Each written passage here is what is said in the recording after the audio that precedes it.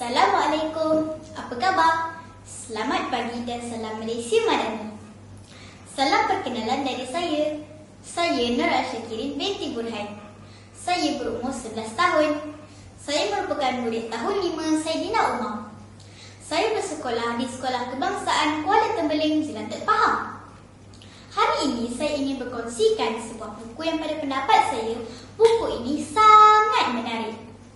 Ingin tahu mengapa saya berkata demikian? Tunggu, sebentar sahaja lagi saya akan berkongsikan kepada rakan-rakan sekalian rahsia buku ini. Buku yang dimaksudkan ialah Konservasi Artifak Meriam Sejarah Kaedah Saintifik. Bagaimana rakan-rakan? Tajuk buku ini sahaja sudah menarik, bukan? Sekejap sahaja lagi saya akan berkongsikan keistimewaan buku ini. Buku ini telah dikarangkan oleh 3 orang penulis hebat, iaitu Zamrul Amri Zakaria, Muhammad Daud dan Azali Muhammad.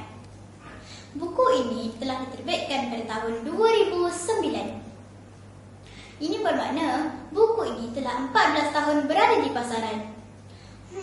Sudah agak lama ya rakan-rakan. Buku ini mempunyai 134 muka surat. Boleh dikatakan buku ini tidaklah terlalu tebal dan tidaklah terlalu nipis. Sistem pengelasan dui buku ini adalah 069.53. Buku ini dikategorikan sebagai karya am. Jom rakan-rakan, saya kongsikan secara ringkas berkaitan buku ini. Buku ini memberi peluang kepada pembaca untuk mengetahui meriam sejarah yang terdapat di Malaysia. Tahukah rakan-rakan, meriam merupakan senjata yang telah lama muncul pada zaman dahulu? Iya, meriam merupakan senjata yang telah muncul pada zaman dahulu dan digunakan untuk peperangan. Namun, di zaman sekarang, meriam semakin dilupakan. Meriam merupakan artifak sejarah yang sedang menghadapi kemusnahan. Dengan membaca buku ini, kita dapat mengetahui sebab-sebab yang merosakkan meriam yang berharga ini. Selama ini saya menyangkakan meriam tidak akan pernah rosak. Yalah, meriam kan diperbuat daripada besi, tentu tidak akan rosak. Rupanya salah anggapan saya selama ini. Setelah membaca buku ini, barulah saya tahu dan faham berkaitan punca masalah kemusnahan artifak meriam adalah berpunca daripada isu kakisan.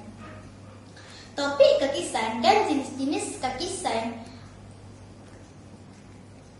yang menjadi punca kemusnahan meriam diterangkan di dalam buku ini dengan jelas.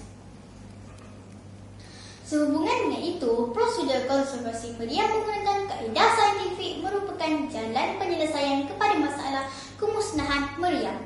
Dengan membaca buku ini, dengan penemuan kaedah konservasi yang bersesuaian dengan meriam, maka meriam dapat diselamatkan dan dapat dipamerkan untuk generasi muda bagi mengenali meriam dengan lebih mendalam.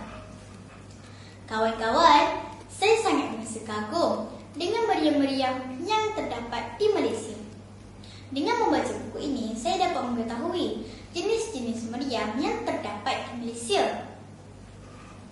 Barulah saya tahu betapa banyak artifak meriam yang perlu diselamatkan memandangkan artifak-artifak tersebut mengalami permasalahan kemusnahan. Saya juga berasa kagum apabila membaca dan mengetahui bahawa terdapat usaha konservasi melalui kaedah saintifik. Bagi menyelamatkan artifak meriam ini, selama ini saya menyangkakan hanya perlu cuci ataupun bersihkan artifak dengan air sahaja. Selain daripada maklumat yang sangat berharga kepada pembaca, pada pendapat saya, buku ini juga menarik dari segi keadaan fizikalnya. Sebagai murid sekolah rendah, saya sangat suka kepada kulit buku yang tebal dan keras. Ini memudahkan saya untuk membawa buku ini ke mana-mana sahaja. Ini berarti buku ini tidak mudah koyak sekiranya terjatuh. Buku ini juga mempunyai tulang buku yang keras. Tajuk buku ini juga terdapat di tulang buku ini. Bagi saya, ini akan memudahkan para pembaca untuk mencari buku ini di rak ataupun di perpustakaan.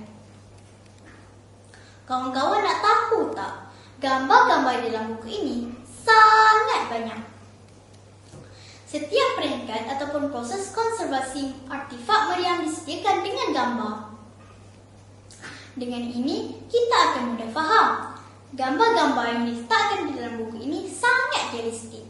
Sehingga kan ukiran-ukiran yang terdapat pada artifak meriam dapat dilihat dengan jelas. Saya sangkakan sangat kagum dengan keunikan artifak meriam yang ditunjukkan di dalam buku ini. Ayat-ayat penerangan dalam buku ini juga ringkas dan mudah difahami. Sebagai seorang murid sekolah rendah, sudah tentulah ayat-ayat yang mudah difahami akan menarik minat saya dengan buku ini. Maksudnya, di sini saya dapat memahami maklumat yang ingin disampaikan dengan jelas.